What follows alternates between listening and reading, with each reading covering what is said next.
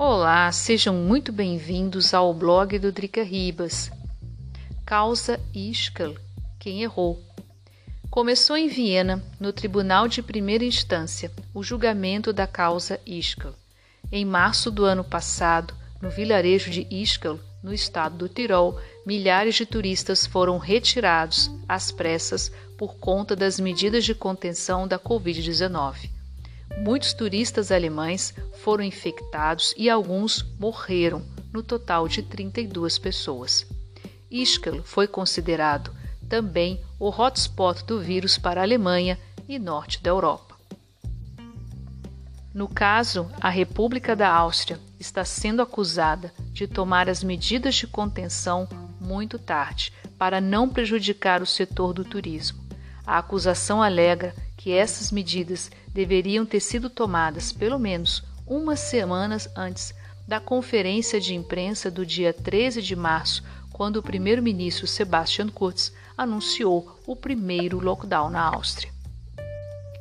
O primeiro processo é de uma viúva e seu filho, cujo esposo, Herr Schopf, morreu poucos dias depois de voltar de Ischgl. Eles pedem uma indenização de 100 mil euros do governo austríaco para cobrir os custos do enterro e parte da dor pela morte do ente querido. A acusação foi preparada pela Associação dos Consumidores, Verbraucherschutzverein. Outros 15 processos devem começar entre os meses de setembro e outubro. A República da Áustria, representada por um procurador de finanças, alega que não foi possível fechar antes por não haver informações claras sobre a doença causada pelo vírus da SARS-CoV-2. De acordo com a defesa, não se pode fechar estabelecimentos sem fatos claros e sem estar conforme com as leis do país.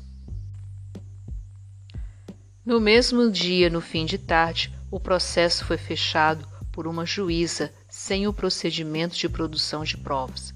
O processo é complexo, até mesmo porque no começo da pandemia não era claro quais eram as consequências reais para a saúde pública e pouco se sabia, diferente de agora, quase 2 anos depois. A República da Áustria usa como argumento que as leis de contenção do vírus é para todos e não somente para proteger uma pessoa. Mesmo assim, o advogado acusador trouxe 2.000 testemunhas.